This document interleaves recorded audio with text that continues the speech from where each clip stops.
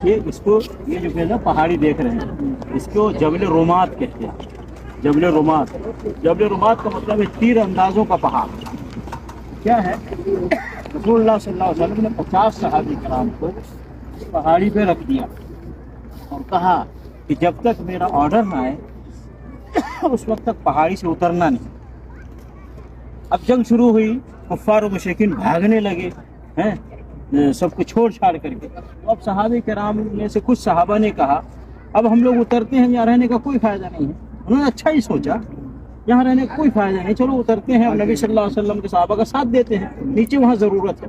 تو عبداللہ بن جبیر رضی اللہ تعالیٰ عنہ اس 50 صحابہ کے امیر تھے، یعنی وہ ذمہ دار تھے۔ انہوں نے کہا مت جاؤ جب تک کہ اللہ کے نبی صلی اللہ علیہ وسلم آرڈر نہ آئے۔ بہر کے اب اتر گئے اکثر صحابہ، اب اتر گئے تو اس وقت کفار و مشرکین کی فوج میں خالد بن ولید رضی اللہ تعالیٰ عنہ تھے، سمجھ گئے۔ انہوں نے دور سے دیکھا کہ پہاڑی خالی ہے، جو نبی صلی اللہ علیہ وسلم کو خطرہ تھا وہی ہوا۔ وہ خالد بن ولید رضی اللہ تعالیٰ عنہ پیچھے سے آگے اور اچانک وار کر کے اب صحابہ کرام تو اب جانتے، جب پتہ چلا کہ اب کفار و مشرکین بھاگ چکے ہیں تب سب کوئی بیٹھا ہے، کوئی آرام فرما رہے ہیں، کوئی کچھ۔ اب اچانک جب حملہ ہوگا سمجھتے کچھ بھی ہو سکتا ہے۔ ایسے ہی ہوا کہ اچانک حملہ ہوا تو تقریباً 70 صحابہ شہید ہو گئے، کچھ زخمی ہو گئے، خود نبی علیہ الصلوۃ والسلام گر گئے گڑھے میں، جس کی وجہ سے دندار مبارک شہید ہو گئے۔ پھر نبی صلی اللہ علیہ وسلم پہ وار کیا گیا، نبی صلی اللہ علیہ وسلم کو چوٹ آئی۔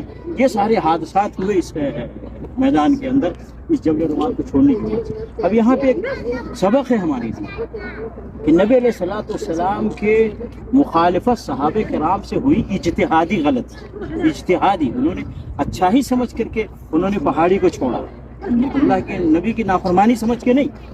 اس کا مطلب یہ ہے کہ اگر آدمی اللہ کے نبی صلی اللہ علیہ وسلم نافرمانی کرے گا تو اس کو فوری سزا ملے گی، جیسا کہ صحابہ کرام کو سزا ملی۔ نبی علیہ الصلوۃ والسلام کی نافرمانی کبھی بھی نہیں کرنی چاہیے، کہیں بھی نہیں کرنی چاہیے، کسی طرح کی بھی نافرمانی نہیں کرنی چاہیے، کیونکہ نبی صلی اللہ علیہ وسلم فرمایا ہے کہ من اطاعنی دخل الجنہ، جس نے میری اطاعت کی وہ جنت میں گیا، ومن عصانی، جس نے میری نافرمانی کی اس نے جنت میں جانے سے انکار کیا۔ یہ بخاری شریف کی حدیث ہے۔ اب آج دیکھیے بہت سارے مسلمان ہیں کہ نبی صلی اللہ علیہ وسلم کا طریقہ موجود ہے، نبی صلی اللہ علیہ وسلم کا حکم موجود ہے، لیکن کیا پیر مرشد کا طریقہ، پیر مرشد کا فرمان، مفتی صاحب کا فرمان، فلاں بڑے کا فرمان، ماں باپ کا فرمان، اس کو دیکھ کر کے لوگ چلتے ہیں اور نبی صلی اللہ علیہ وسلم فرمان کو چھوڑ دیتے ہیں۔ تو بتائیے آج مسلمانوں کو سزا مل رہی ہے تو کیا کوئی تعجب کی بات ہے؟